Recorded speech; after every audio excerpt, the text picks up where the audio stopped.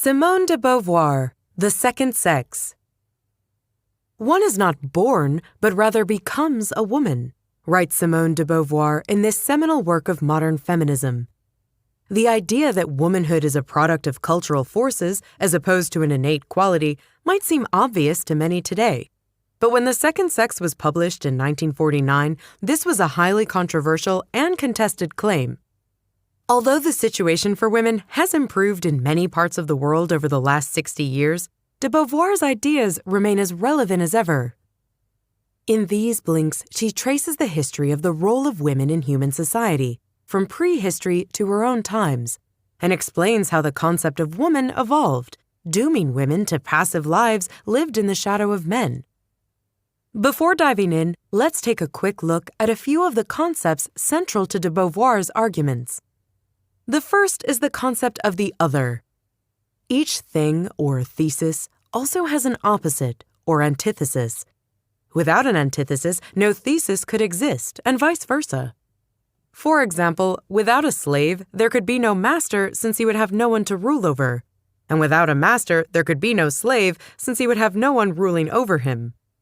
Slaves are the others that make masters possible. In a similar way, woman is the other to man. Without woman for man to rule over, there could be no man.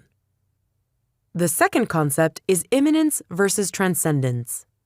Immanence is used to describe the domain given to women, a secluded realm where women are passive, static, and immersed in themselves. Transcendence is the opposing realm of men, active, creative, productive, powerful, extending outward into the external universe. Okay, now that we've looked at these two central concepts, let's get down to it. Blink number 1. Across species, females differ from males, but this needn't entail a difference in status. When you look at most animal species, you'll notice that there are differences between males and females. This is certainly true of humans, and many argue that the existence of such differences proves that males and females should have a different status in society. However, this argument doesn't hold up. Yes, there are biological differences, but these don't justify the subjugation of females to males. Human males are often physically stronger, with more muscle mass, more red blood cells, and greater lung capacity. But such male attributes are only important in a society where greater physical capacity is valued above all else. Some cultures forbid violence, thereby undermining any attempts for males to dominate females with their muscular supremacy. Indeed, it's only when males are free to impose their physical strength that they can make others believe the arbitrary claim that males and their muscles should rule the roost. In addition to biological arguments, psychoanalytical explanations for the inequality of males and females have also been put forward. These are also rather weak. Freud places the beginning of the development of the difference between males and females at the genital phase, when the pubescent child starts to associate pleasure with another person, typically someone of the opposite sex. For the male, the penis is still the organ of pleasure, whereas the female shifts focus from clitoral to vaginal pleasure, making the penis and penetration the object of her desire. Furthermore, Freud believed that women suffered from penis envy, the sense of once having had a penis, which leaves females feeling bereft and mutilated, inferior to men. But Freud's theory has a fundamental flaw. It's based on a male model. The concept of penis envy can only exist if male genitalia are considered the norm, and female genitalia are seen as lacking something, as being the other. So if it's not biology or psychology that provides the basis for the difference in status between females and males, what is it? Blink number 2. Humankind transitioned from a matriarchal to a patriarchal society that emphasizes women's role as the other. Most of today's societies are patriarchal, that is, men occupy the majority of the positions of power. And it's often assumed that it was always so. But that's not the case. In fact, women once wielded more power than men. Many prehistoric societies were matriarchal. Largely based on farming, these societies shared their property and regarded children as an invaluable asset, the means of perpetuating society. As women were the ones capable of bearing children, they were granted an almost sacred status. Indeed, children would usually take the mother's clan name, in contrast with today's custom of taking the father's family name. The great importance placed on women's fertility was further symbolized by the female gods worshipped by many early societies, like the goddess Ishtar in Babylon and Gaia, the Greek earth goddess. During this period, man lived in fear and reverence of the mystical and mysterious woman. This helped man develop the idea of woman as the other. And when patriarchy took over, this otherness was exacerbated. The development of slavery further shifted woman into the role of the other. Since her labor was no longer needed, woman was pushed out of the workforce. And as man started to dominate the world of work, he also started to dominate the world of ideas. Eventually, childbearing woman ceased to be seen as a mystical creator and was reduced to the passive recipient of the creative seed of man.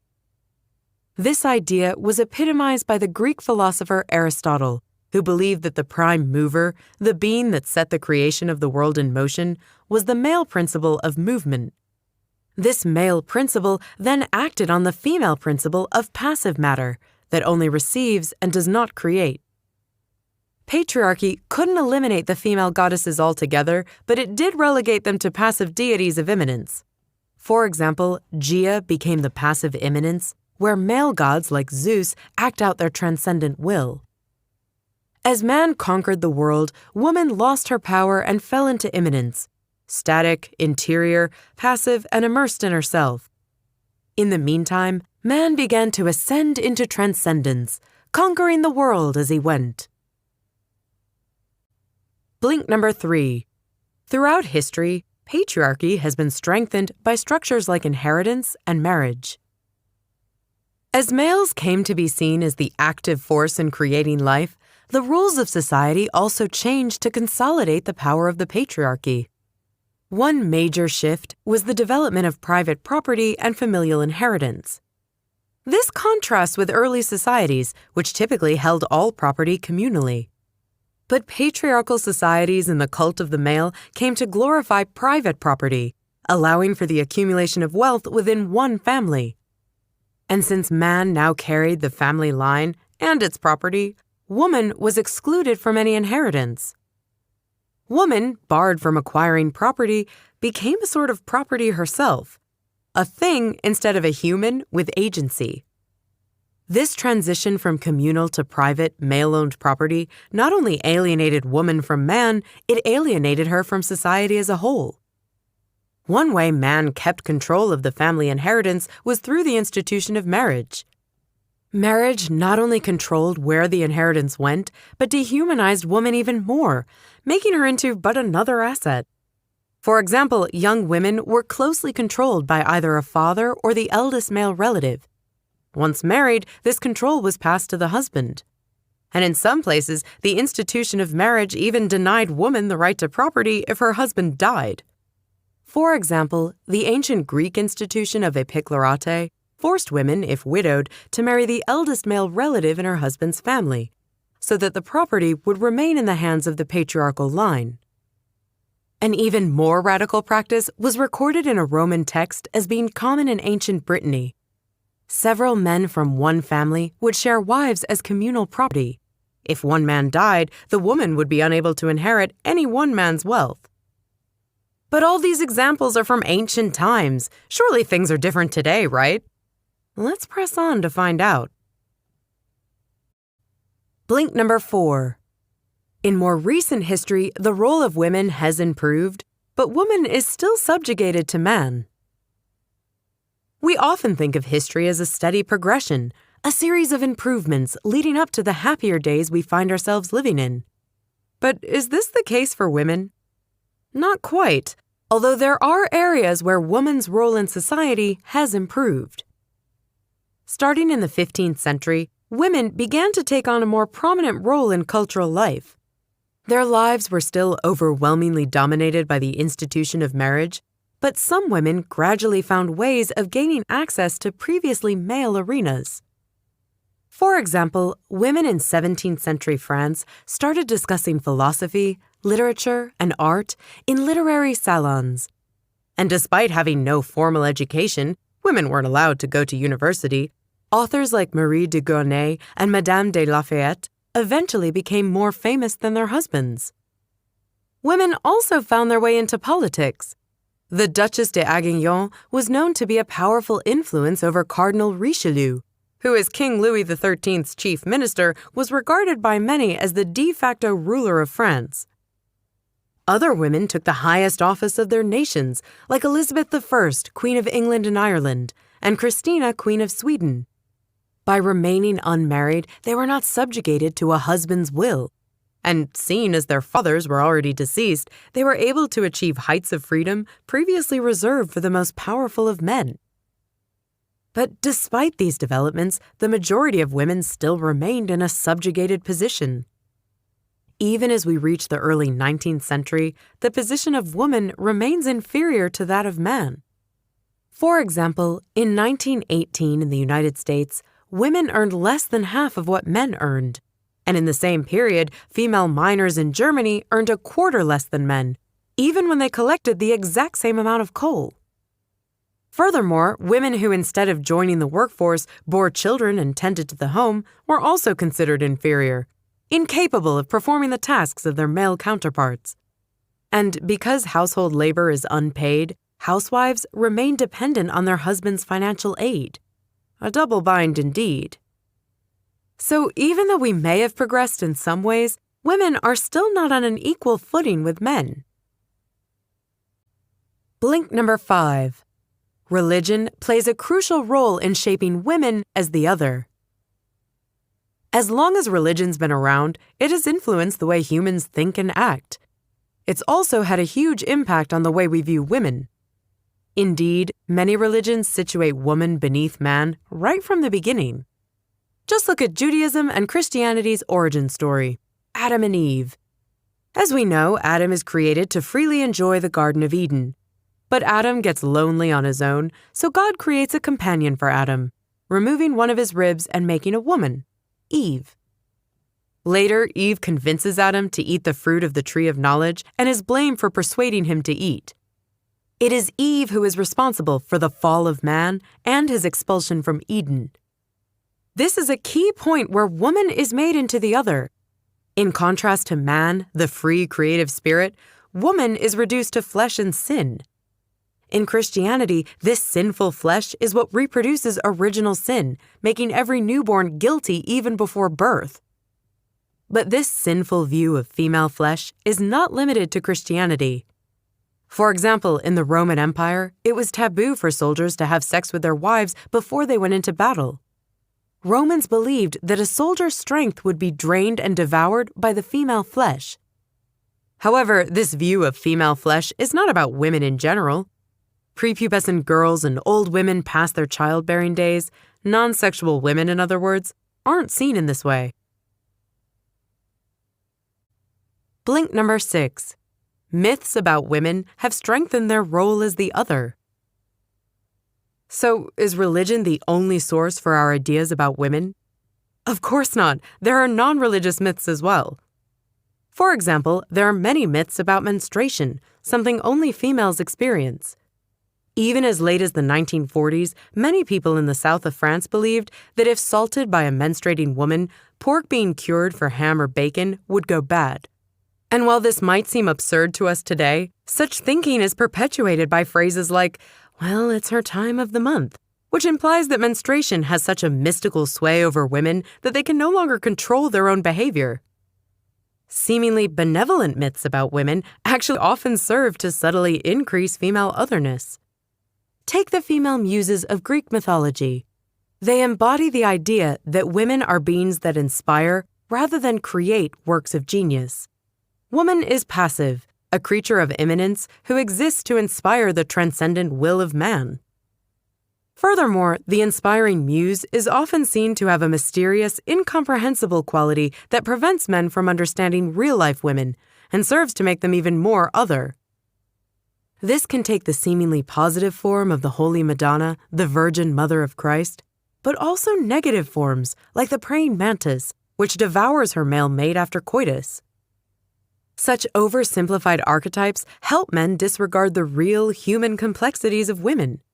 Man may simply wave away woman's anger and indignation on the grounds that women are inherently incomprehensible creatures, instead of trying to understand what men might have done to hurt womankind. Blink number 7. The process of becoming woman starts in childhood. So, if woman is something defined by history, religion, and myths, how does one become a woman in the present? The process begins right after birth. When children are born, their minds are the same. But when society divides them into girls and boys, it creates two very different ways of being in the world. As infants, boys and girls are treated the same. They suckle their mother's breasts, use diapers, and sleep a lot. As soon as the child is weaned off the breast, however, things start to change.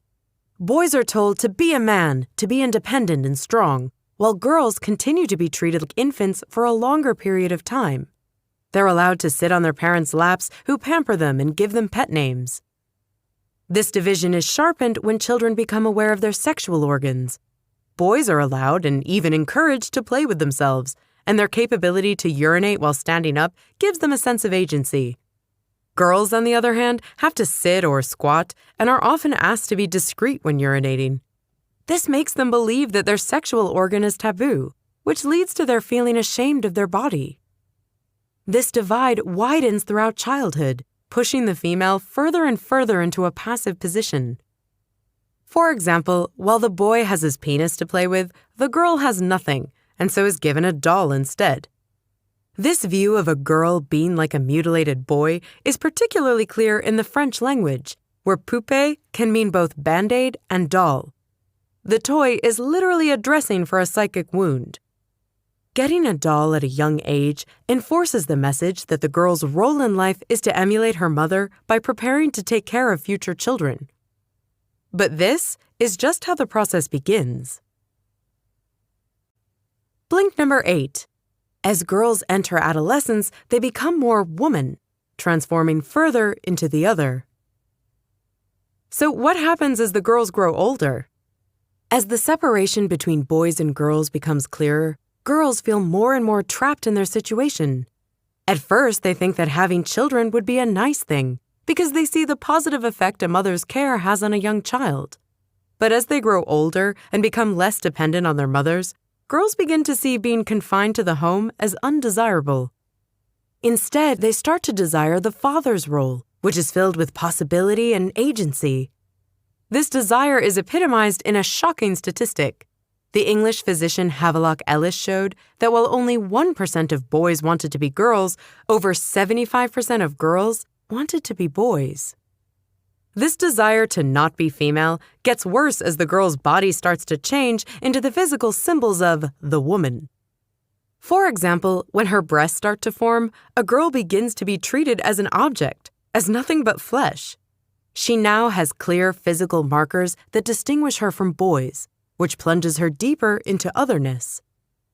And with menstruation, this shift becomes even more pronounced.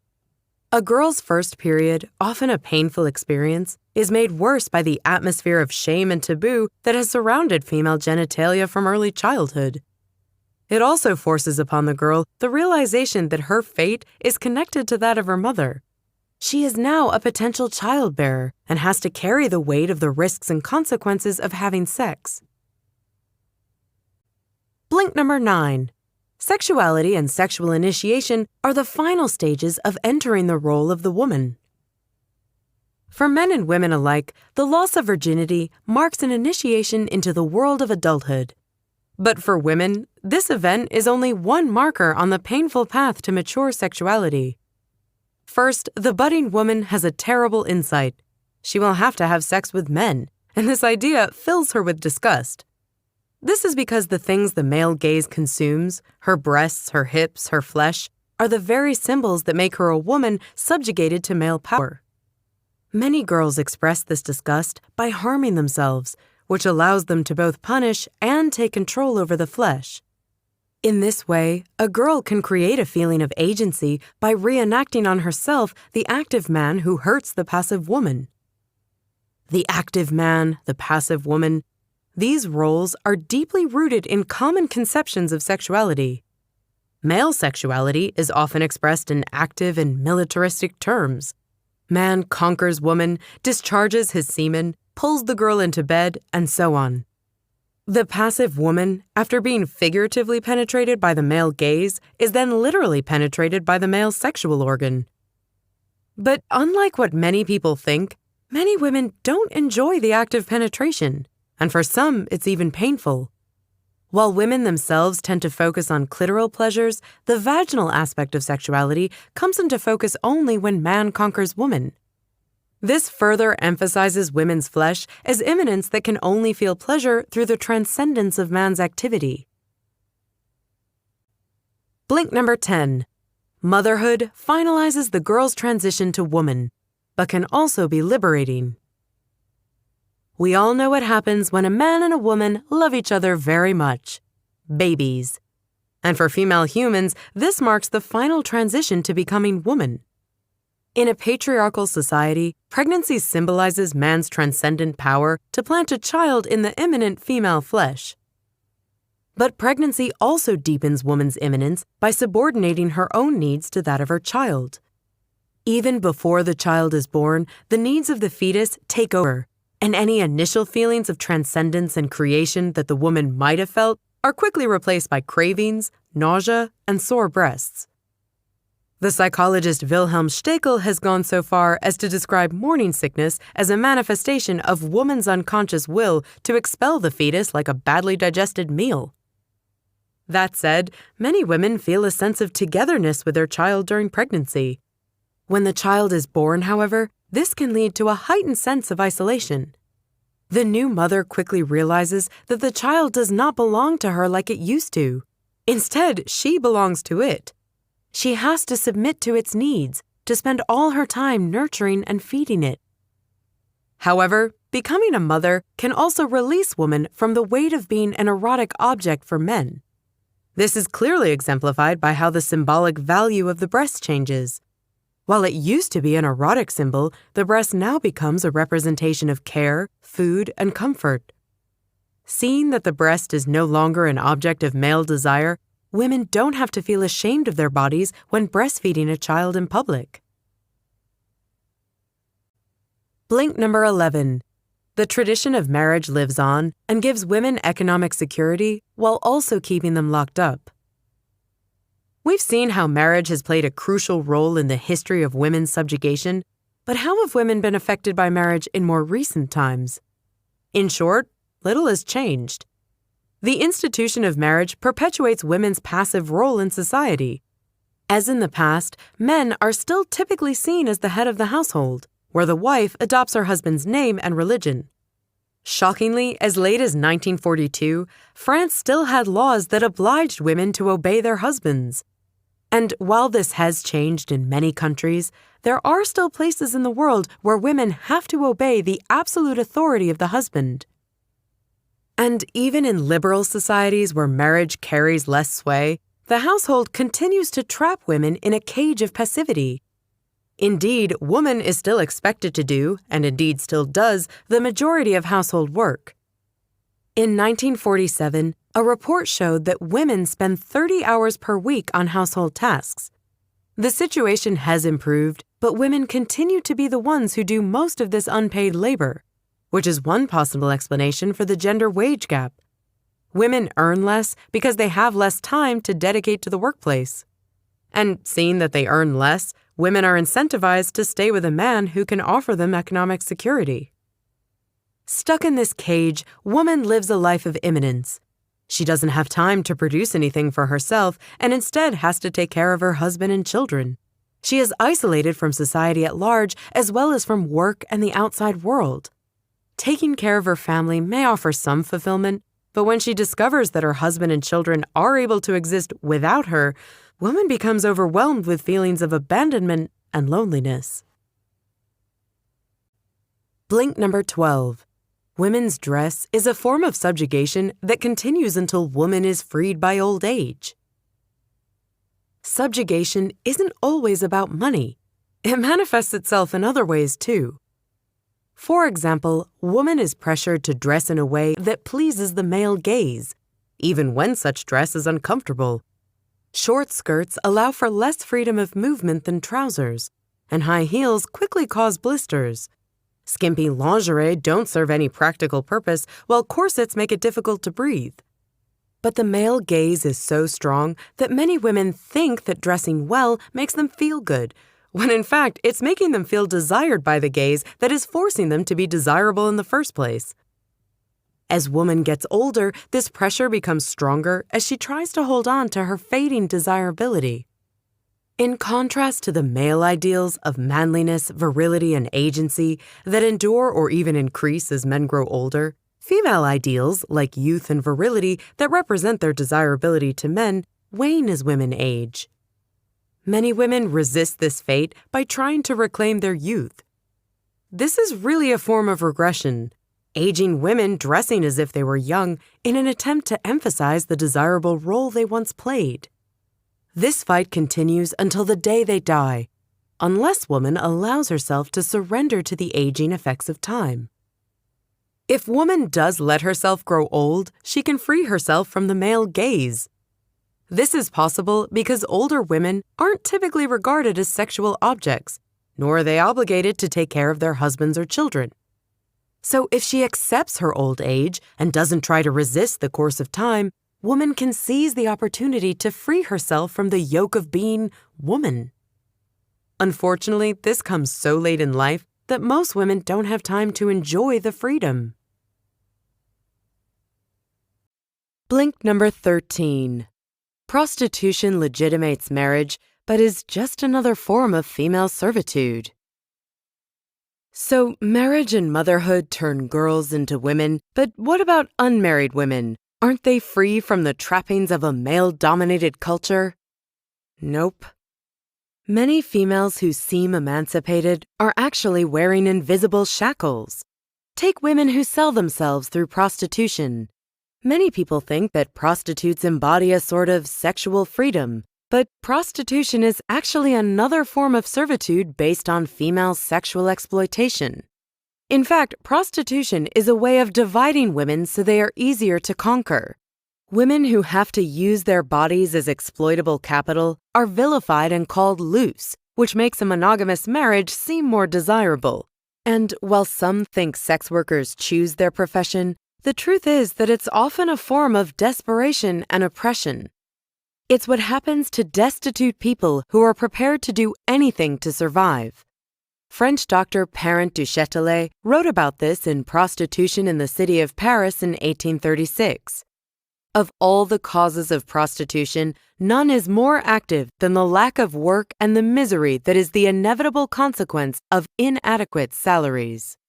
Despite his study being almost 200 years old, poverty is still a major driving force behind prostitution to this day. In the author's day, many women who became prostitutes were servants for the aristocracy and middle class. But when keeping servants went out of style, thousands of women found themselves on the street, jobless. In the late 19th century, 50% of all women who were forced to turn to prostitution had previously worked as maids or servants. Blink number 14. The situation of women makes it harder for women to revolt. If the situation of women is so tragic, why did they not simply revolt? When the author was writing, women's rights was not yet a mass movement. And even today, despite the many women fighting for their rights, the majority of women are still constantly subjugated, which eliminates any feeling of responsibility for their situation and makes them believe they are powerless to change it. They believe this because, from a young age, women are taught that they can't determine their own life, that its course should be guided by external forces. For example, women need men to make them happy, so how can they be responsible for their own unhappiness? This message that man is active and woman passive eventually becomes women's everyday truth. And despite it seeming unjust to Western sensibilities, there are still many countries where women have limited voting rights or are barred from running a business. Another factor that prevents women from liberating themselves is their economic status. Seeing that they are dependent on their husbands, they can't revolt against them without risking loss of livelihood. That's why women need to focus on the economic situation of all women. Only collective action and not individual freedom will allow women to break their bonds and emancipate themselves. Some women think they can avoid the required struggle by adopting traditionally male roles and rising in the ranks of business and politics. Even if they achieve this, however, these women will still live in a world run by men. Blink number 15. Narcissism and love are ways women justify being subjugated to man. How many rom-coms have you seen where the woman justifies her relationship with some schmuck by saying, "But I love him"? Why do they do that? Well, love is a powerful force that allows women to justify their subjugation. When the girl realizes she is different from boys and can never attain their esteemed position, she begins to desire what seems to her like the next best thing: to be loved by them. Furthermore, she soon sees that fulfilling any of the prescribed roles of womanhood, like a wife or a mother, is only possible if she can find a man. Without any other possibilities in view, woman uses the powerful emotion of love to convince herself that her cage is worth all the suffering. But when women turn themselves into the object of man's desire, things can go terribly wrong. Sometimes women become narcissistic, justifying their subjugation by objectifying themselves. Internalizing the male gaze so completely that she can only see herself as an object of desire, woman essentially falls in love with herself, reveling in her own flesh and beauty. For example, the Ukrainian sculptor Marie Bashkirtsev was so in love with herself that she wanted to immortalize her beauty in statues made from the finest marble. Bashkirtsev also shows how this narcissistic mentality can lead women to be stuck with man. In order to afford the marble and free time necessary to make her sculptures, she had to marry a wealthy man. Blink number 16. Until both males and females see each other as peers, the two sexes will never be equal. We've now seen the many forces that transform the female into woman. A grim process. But what about the future? Is equality on the horizon? To be truly equal, man and woman must see each other as peers, and that will require mutual recognition of the subjectivity of both man and woman. This means neither man nor woman may objectify the other. For example, think of an underwear ad where the male body is made into flesh for women's pleasure. This reversal of power may feel satisfying to women, but really it only perpetuates antagonism between the sexes. Woman will also need to learn to let go of her immanence in order to find her transcendence. Some women want to keep the security that comes with being passive, but if woman wants to transcend her lot as the other, she needs to let go of certainty and adopt a new, courageous, active stance. Most importantly, both woman and society need to understand that woman is a social construct. As we have seen, woman is not an innate identity, but something you become. If we are ever to achieve equality, woman needs to understand and transcend the social construct of her passivity and immanence. To do so, she needs to demand of herself the same courage and work ethic that's demanded of man. But woman can't transform things on her own. The whole of society needs to change to make female liberation come true. This means that the law must protect the rights of women, providing them with legal access to birth control and, if need be, abortions. A woman's body is her own, and only she knows what is best for it. Free childcare and paid parental leave should also be available, so that those women who do decide to have children aren't condemned to working toward the biological continuation of society for free. Fundamentally, for society to accomplish gender equality, both men and women must affirm their brother and sisterhood. You've just listened to our blinks to The Second Sex by Simone de Beauvoir. The main insight from this book is that no one is born a woman, it's something you become.